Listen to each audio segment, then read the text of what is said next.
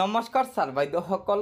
আইন অনুসৰি মজুৰিৰ চৰকাৰী জাননী প্ৰকাশ কৰা আৰু শ্ৰমিক বিৰোধী শ্ৰম কোড বাতিল কৰাৰ দাবীত চিটু আছামে এটা বৃহৎ কাৰ্যসূচীৰ কথা ঘোষণা কৰিছে।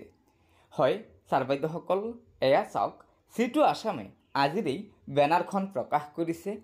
বেনাৰখনৰ প্ৰথমতে আছে আইন অনুসৰি মজুৰিৰ চৰকাৰী জাননী প্ৰকাশ কৰা আৰু শ্ৰমিক বিৰোধী শ্ৰম কোড বাতিল কৰাৰ দাবীত অহা 4 মাৰ্চ 2025 তাৰিখৰ দিনৰ 10 বজাৰ পৰা সচল ধৰ্ণাস্থলী 6 মাইলত অৱস্থান ধৰ্মঘট কাৰ্যসূচী পালন কৰিব আৰু এই অৱস্থান ধৰ্মঘট কাৰ্যসূচীত ৰাজ্যৰ সকলো আঁচনিভুক্ত কৰ্মচাৰী আৰু অন্যান্য শ্ৰমিকসকলক উপস্থিত থাকিবলৈ চিটু আছামে আহ্বান জনাইছে।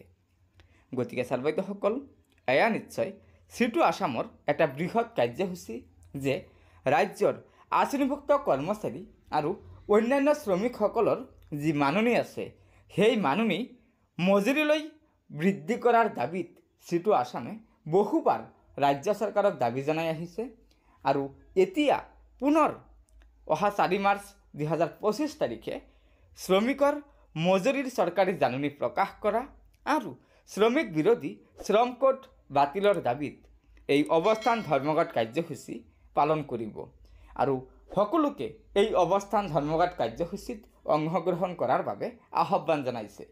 গতিকে ছাৰ বাইদেউসকল, লগৰ বন্ধু বান্ধৱীক এই ভিডিঅ'টো শ্বেয়াৰ কৰি আজিৰ এই গুৰুত্বপূৰ্ণ খবৰটো জনাই দিব আৰু নতুনকৈ অহা ছাৰ বাইদেউসকলে অনুগ্ৰহ কৰি আমাৰ এই চেনেলটো ছাবস্ক্ৰাইব কৰি ল'ব। ধন্যবাদ। জয় আই অসম।